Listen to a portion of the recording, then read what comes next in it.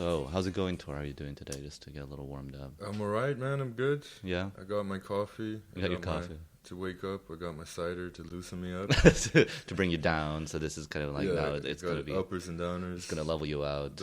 I got the works, yeah. Yeah, it's like a joint with like speed in it or something. It just like brings you to this weird level place. Weird, sort of, you don't know where you're going, up or down. Yeah, sure. Somewhere in the middle. Keeps it exciting. Okay, fantastic. So this is our little podcast. We don't really have a name for it, but we're going to be talking mainly about movies and TV. I'm guessing that's basically going to be our thing. Definitely. Yeah. So like the world of TV. I personally can't stop talking about that stuff anyway, So you thought, let's put a microphone on. Yeah. And let's get some paper out of it. Let's get some paper. Literally, that's all we're going to be paid in is normal paper. That's it, just with photocopy paper. With funny faces drawn on it. There we go. Kind of there we go. Yeah, and so it'll be our Monopoly money. But yeah, so this theme for this particular episode is going to be Christmas movies, Christmas TV shows, as is the season. And, you know, it's very much in the zeitgeist. I don't know, do we need a name for the show itself? I mean, is that something that... Yeah, we can think about it later and put it in. Right, okay, yeah. Like, unless you had something off the top of your head. Well, not anything that's any good. Yeah, you know, I can think of bad names. Yeah. Like the Movie Talk or something. The Movie Talk with Ken and Thor. This summer. Yeah.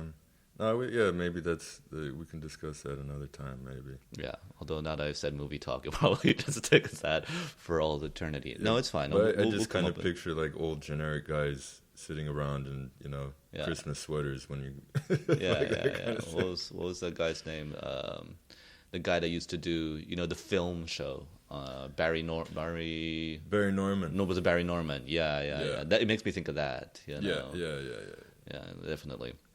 Okay, fantastic. All right, so we're going to talk today a little bit about stuff we've been watching, but also kind of just generically about Christmas movies. I guess the first question, Thor, would be, what is a Christmas movie in your mind? Like, what constitutes a Christmas movie? Well, yeah, I mean, I think it can sort of falls into a couple of categories. I mean, you have your traditional Christmas movie, which is made basically to celebrate Christmas and its values. And for example, like what would be like a typical example of that? I mean, I guess off the top of my head, like Bing Crosby and White Christmas. Right. Or like a Dickens thing, like A Christmas Carol, or exactly. Something that is basically about Christmas, and you're gonna watch it that time of year. Mm-hmm. Then I think we have a lot of classic movies that are set at Christmas but are not necessarily Christmas movies, like a Die Hard or Lethal Weapon, or loads of other 80s action movies. It's the common thing. Anything Shane Black has made, basically. Yeah, you can tell when movies were released back in the day. Yeah, exactly. Like that was the peak of the year. That was the highlight. It wasn't the summer. It was a Christmas movie. No. But I mean, if I think, anything Shane Black has written or directed, I mean, even Iron Man 3, was set at Christmas, so he loves that. And then I guess, the third category is maybe something that kind of clicks with us nostalgically. Like, I think you were talking before, like movies that are always shown during the season, like a Jurassic Park. We grew up on, and BBC would always show that movie, and it kind of goes hand in hand with Christmas for me. So. I don't know. I think Blackadder is always on at Christmas as well. Blackadder, yeah. So that always makes me think of Christmas. Yeah, like they had a good Christmas special on that one too. I think. Yeah. So that's kind of, I guess, my opinion of what a Christmas movie is. Yeah, definitely. I mean, those are definitely the kind of parameters. But what I was thinking is we're going to be, later on in the show, we're going to be talking a little bit about our top 5 favorite TV films and series, and also our favorite films. Yeah. Top 5 films. So films made for TV and films made for theatrical release and series as well. So like Christmas-themed episodes. So Christmas-themed episodes, So I'm just thinking now from the top of my head. I mean, there are lots of tropes that go into Christmas movies. I mean, it needs a Christmas tree, first of all. Yeah, definitely. There needs to be snow.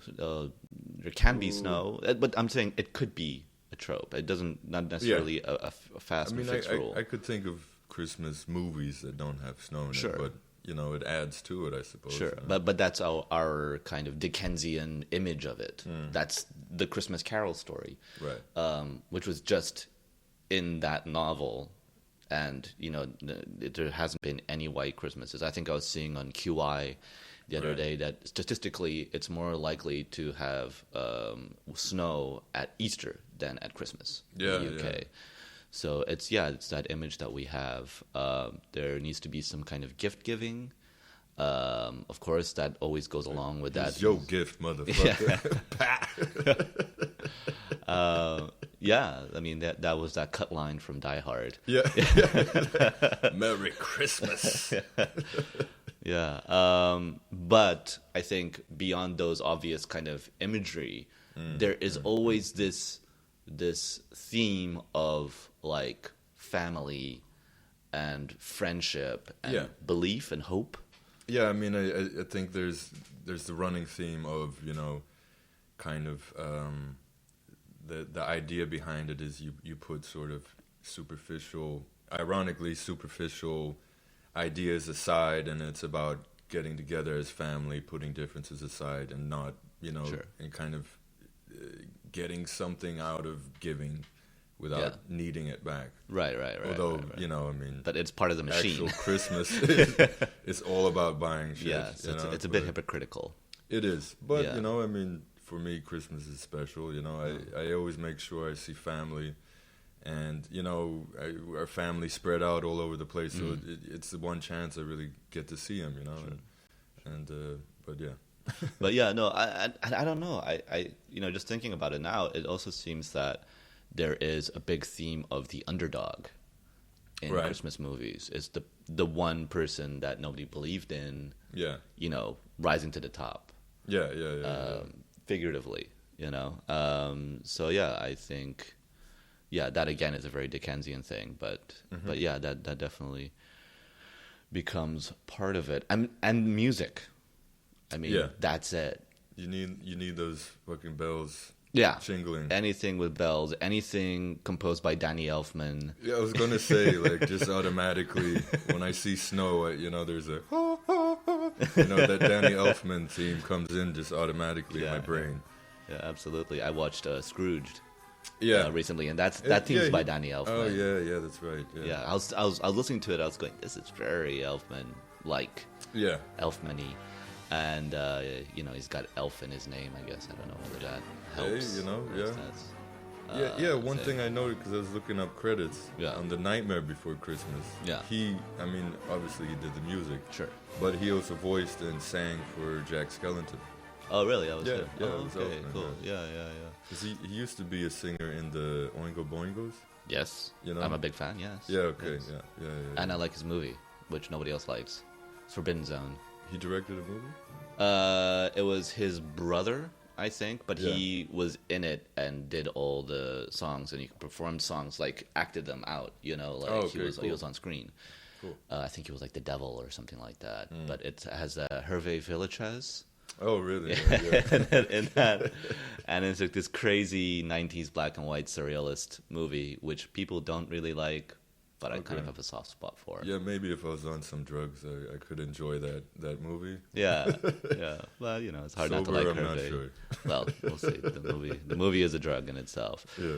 But I was watching Scrooged for the first time in a long time. Yes. I mean, I would think I was very, very young, and and it's very hard not to like Bill Murray in something. He's like an evergreen. But in that movie, there's something watching it back now that it just feels a little bit off. Did you feel the same way? Yeah, I had the same experience. I mean, I rewatched it because I loved it as a kid, and it was like a big budget Hollywood style version of Christmas Carol, and great effects and score and look and stuff. But I watched it about I think 2 years ago, and it just didn't click with me. And surprisingly so, Bill Murray wasn't very likable. And he's such a likable guy now. Every time I see him on screen, I want to just hug the guy, But But then, I mean, I think it was his cocaine period or whatever. Like, he wasn't likable, and it didn't make it very viable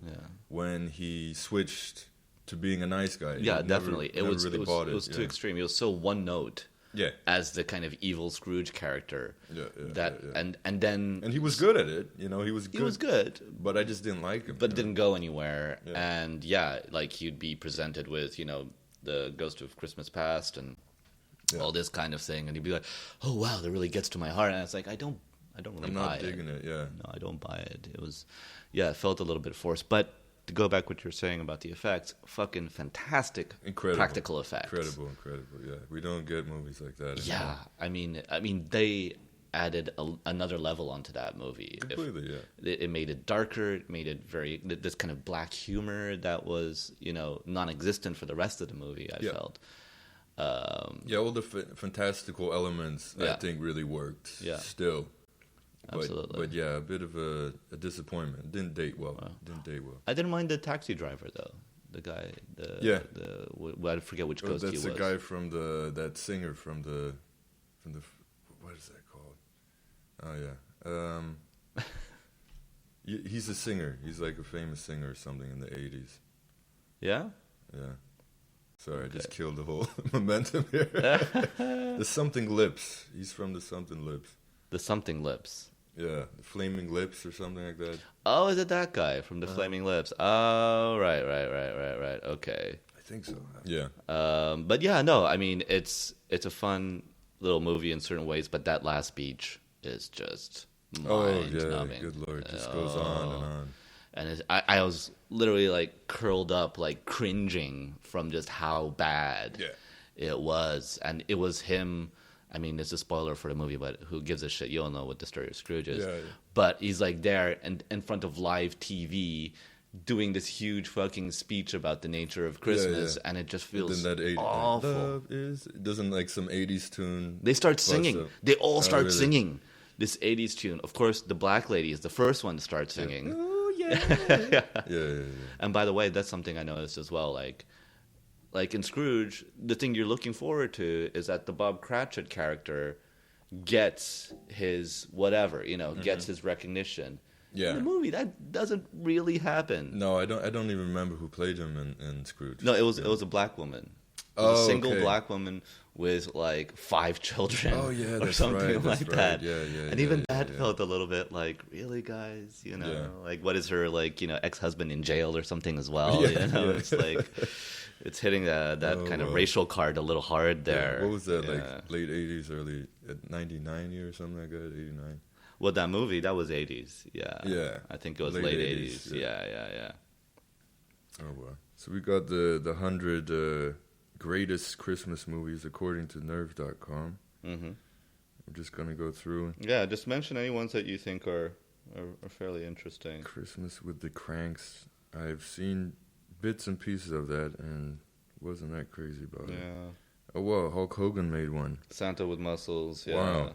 I haven't seen that, but I really want to now. I have to. Sure. That looks incredible. I think, I can't believe I never heard of that movie. I think there's going to be a good reason why. It's either going to be horrible or it's going to be genius, or maybe somewhere in between. Yeah, a little bit of both, I think. The Family Man, I remember that coming out. 4 Christmases, I saw parts of that, and it was just really unbearably bad. Oh, God. Really, like a Vince Vaughn and... what is it, Reese Witherspoon? I don't like Vince Vaughn. So. Yeah, he's just doing the same. But the characters were just kind of unbearable. Mm-hmm. It was kind of a cool idea, like it was a couple and then both their parents are divorced. Mm-hmm. So they have to individually go to each of those families. Yeah. From what I remember, it had a decent supporting cast as the families, but the main characters were just kind of assholes, Right. And I didn't finish it, but I'm sure they all discovered the spirit of Christmas by the end. The Family Man. You know what? I enjoy The Family Man. I know it's kind of goofy, but It gets me sentimental. Surprisingly so. Nothing gets me sentimental more than Nicolas Cage, I have to say. He's pretty good. You know, for Nick Cage, Brett Ratner movie, it could go worse. Tia Leone is really good in that, actually. Oh, yeah, she's cute. She's adorable. Like, you really fall in love with her in that film. Yeah. And it's really nice kind of talking about the themes of Christmas and sort of how, you know, becoming the family man could be much more important than, you know, just going after the money or whatever. Sure. Let's see. Even though, ironically, that's all Nicolas Cage does with his career, is go after the money. Well, man, you know how much debt he owes? I mean, he hit it big, like, in the late 90s and just bought a dinosaur egg. A comic book collection that's insane. Yeah, Superman 1. Yeah. Like, he bought a castle just because it had been haunted, like, somewhere in, you know, I think Hungary. So, he was crazy in debt. But once in a while, you'll see a gem from him, but he's mostly just paying off debts right now. Santa's Sleigh. I've seen this in a list of, like, horror Christmas movies, but it just looks too awful to even consider. I've seen parts of that as well, actually, on TV. And it's Slay for people at home, spelled Slay. Yeah, which is an incredible title. I'm really jealous I didn't come up with that. You know, but I think it's like a wrestler. He plays Santa. I think James Caan is in it, actually. Paying off some debts as well, most likely. God, they're all gamblers, though, really, aren't they? I mean, it's like Ben Affleck as well. Like, you know, that period when he's doing movies, he was just. We'll get to him because he's done a couple of really shitty Christmas movies. We will get to Ben Affleck. Yeah. Don't worry. He's actually in my list with that. I mean, now he's Oscar Gold, but there was a period where, you know. Jack Frost I never saw. Have you seen the other Jack Frost? Because there's just Michael Keaton Jack Frost, and there's the horror Jack Frost as well. Yeah. I haven't seen either one. I've seen clips of the horror one. I've seen the whole thing. Okay, because there's this really bizarre scene where he actually, he's like, okay, to give context, he's this homicidal snowman. Isn't it like a kind of Chucky thing? Like he's a guy who gets killed. And then he becomes the snowman. Yeah. And he basically has forcible sex with isn't it Shannon Elizabeth, actually? I don't remember. The American Pie girl? It was so many years ago. So I've seen a clip of that, it's like what the fuck kind of moments from movies. I was like, what the hell? And it's kind of played like comedy. It is, yeah. Which is just disturbing as hell. Like, the whole movie is played like as like a screwball family comedy, but with this dark shit going on as well. Well, I think you can get away with dark stuff, but like not rape, no. never kind of, you can't really get away with it unless you're Louis C.K. Who actually made that shit funny, but you know, the Nutcracker, that's a classic one. Okay, A Christmas Carol. We already talked about Scrooged, so we won't really get into that, but I didn't finish that one, the Zemeckis one. Oh, with Jim Carrey. Yeah, it had some pretty cool effects, but same thing. Oh yeah, here we are, Surviving Christmas. That's one of the Affleck classics. Gandolfini. I had to sit through that movie. It's just a terrible, terrible fucking movie. I really, really bad. And you know, I mean, Affleck, you gotta love him because it was a terrible script. He really gives it like 110%. But you still just want to, you know, hit him over the head with a turkey or something. It's just terrible. Jingle All the Way. Oh my God! Everybody get down! It's time to jingle. What a classic! I know, man. Gotta love it. That's a whole podcast on its own. Just that movie. Yeah. It's what absolutely what a film. It's amazing. Here's your present. Take it now. Yeah, anything with Arnie gets a couple points in my book. And it's Arnie and Sinbad. And I think Jim Belushi in the same movie. I mean, my head is going to explode with just, you know. I mean, just Sinbad alone. I mean, that's... Sinbad and Arnie in a film together, you know. Knocked it out the park. The elements all come together right Only there. at 80. Yeah, that's horrible. They were robbed. They were robbed. Clearly. Yeah, here we have Lethal Weapon, which... That's a little low, I thought, for Lethal Weapon. Yeah, they're obviously not on top of it. But I mean, essentially, it is not a Christmas movie. It's you know, there's no snow really. It's Christmas trees. There's that great shootout in the beginning. Yeah. I mean, what really more can I say? It's a classic, you know, and first script that I think Shane Black got made. As far as I remember, he might have done think he sold some other stuff before, but yeah, continuing this theme that he had, always setting his stuff at Christmas. And yeah, I mean, either you've seen that movie or haven't, and if you've seen it, you know it's fucking classic. So Yeah, no, it still travels well. yeah, And yeah, I mean that dynamic. I mean, it's Gary really, Busey yeah, has a great yeah, villain. yeah. But I mean, know. it's like the buddy cop movie. I don't really think I've seen anybody matched up better than Glover and Gibson, really. No, absolutely not. No, it's yeah, it stood the test of time. Not fan of all of the movies, but that first one definitely. Yeah, was the strongest. Oh yeah, okay. We come to Affleck movie number 2, Reindeer Games. Reindeer Games. You're skipping over Ernest Saves Christmas, by the way. Yeah, on purpose. Really? If I see Ernest in the title, it's like it gets a pass for me. And it's always going to be in the title if he's in the movie. But He was like friends with Tim Burton, wasn't he? The guy. Jim Varney. Yeah. It could have been. Yeah. He was in the Pee-wee movie. He was. Yeah, I remember seeing him in some random roles. He's actually not a, he did a couple of interesting kind of comedy roles and stuff, but just Ernest. He made so many Ernest movies. Yeah. I mean, they were so popular. Yeah, I remember. They're At the huge. time. Yeah. Massive. And it was just hit this craze, and it's just like, looking back on it now, I can't really explain it. Me neither. I mean, like one movie I get, like a Back to School is like, Rodney Dangerfield. I get it, one movie, but they did like 12 of them. Yeah, but it's probably falls under the whole category of, because I mean it was only successful in America, and they probably didn't really cost that much money to make. So for them it was like, yeah, screw it, let's make another one for a minor budget and make it. I think it really lived on VHS as far as I know. Yeah.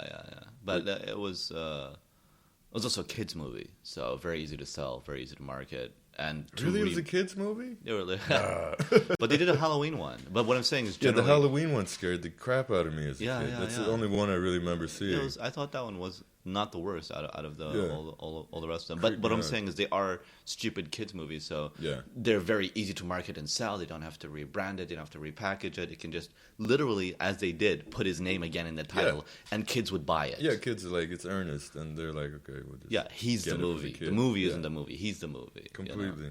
But anyway. But hey, man, you're trying to sidetrack me off of Reindeer Games, man. No, I would never dream of it. This movie, I tell you, is horrible, but I really love it. Why? Why is it? I don't know what it is. Yeah. It's like Affleck when he was trying to be Bruce Willis. Yeah. That moment Hollywood's trying to get him to be Bruce Willis. He's really enjoyable in that.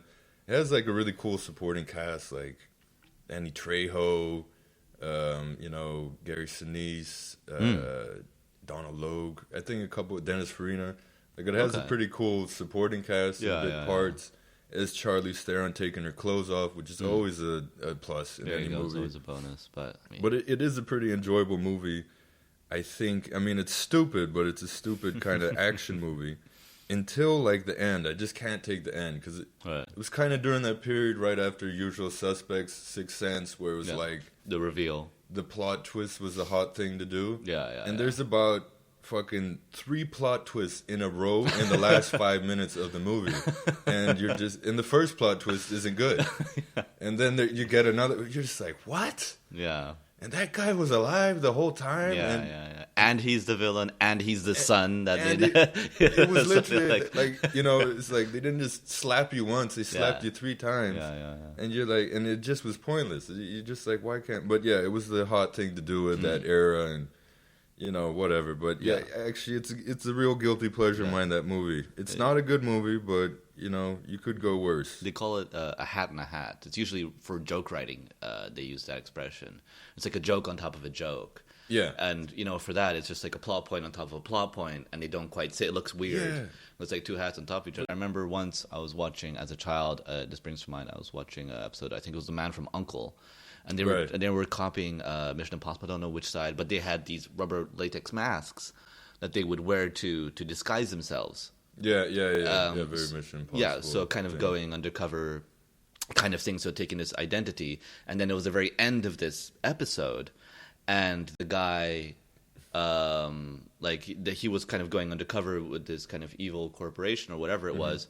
He takes off his mask and he goes, "Oh no, I'm a different guy than who you thought I was." So I go, "Okay, cool. That's kind of interesting." Well, he was wearing a mask. And Yeah. then they thought it was another dude wearing a fake mask. Yeah, and so he took it off. And it's another guy. Yeah. Well, that's kind of cool.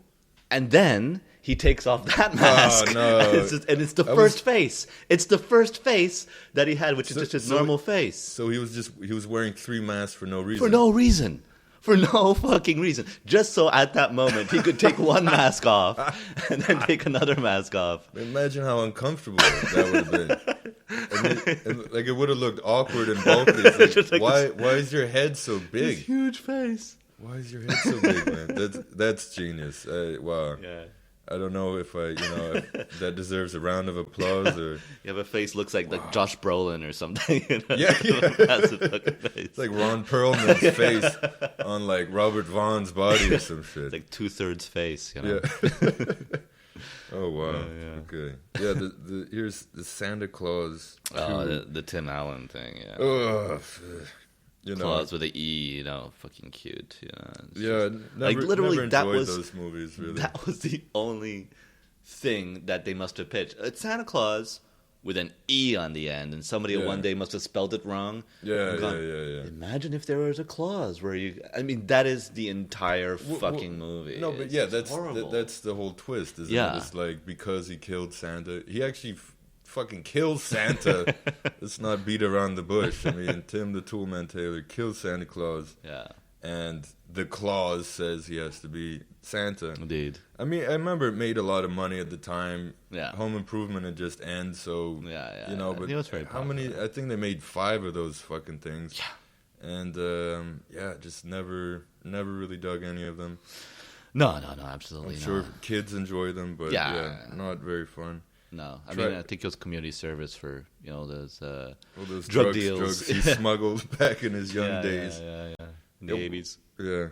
All right. Well, Trapped in Paradise. I remember I tried watching that. No, I don't really know. Anything with Nick Cage is worth a watch in my book, but yeah, it's a bit boring. 3 Godfathers with John Wayne.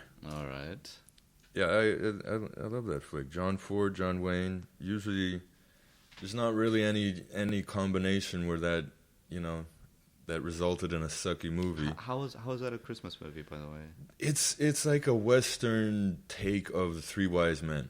Right. Basically. Okay. So it's more like a biblical story than a Christmas I mean, story. they kind of get into that.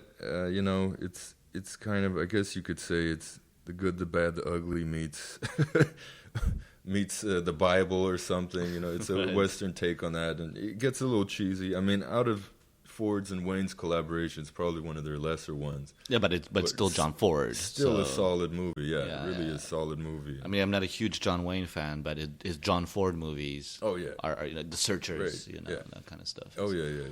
Very, very key in movie history. Pretty much, yeah. Yeah, I mean Kurosawa and loved him, and it's kind of this dialogue back and forth because of that. And I'm not a big fan of the Duke, to be perfectly honest with you.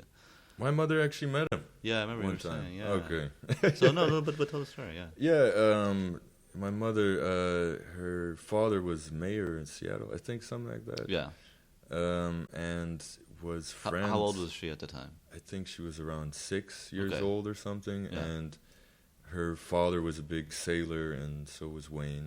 And they had, I think they had met a couple of times. Both their names were John, Irish Catholic. Mm-hmm. And yeah, she met him on this harbor and got to hold his hand and walk down the street with John Wayne. Yeah, it's pretty. He's a huge guy. Yeah, massive guy. Yeah. Big built dude. Yeah. So I imagine for her as a little girl seeing John Wayne, that must have been like this towering, huge figure, over her. Yeah. Completely, yeah. And also, I mean, as much as I'm not a fan of his acting, I'm sure he commanded a lot of attention and charm and the guy's all all that kind charisma. of thing. He's all Absolutely. charisma, Yeah, that's how he got that walk. That's charisma. Charisma up his I ass. think maybe a couple of bar fights probably resulted in that walk. That's more likely. Yeah. Looks Right. like he's been eating the chili.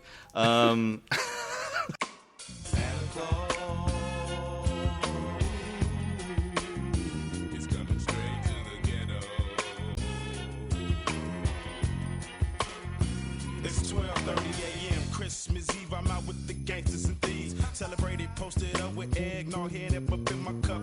Put Rudolph and Moses, Lil bang, banging and coasting down the block, but be careful for the heart because it's posted. Some say to this day that Christmas ain't nothing but another day, but out of respect, I gotta give the Lord his day. Tell me, where do the homeless and bums got to sleep? Where do the hungry and the needy greedies got to eat? Life is so crucial and cold, that's for the children in this world, they hopes and dreams can't afford. The young and old churches and spiritual dreams, seasonal things. Heard throughout the ghetto reaches gangsters and dope fiends.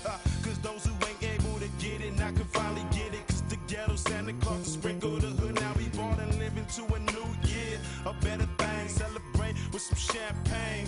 Ha ha. Now on the first day of Christmas, my homeboy gave to me a sack of that crazy glue and told me to smoke it up slowly.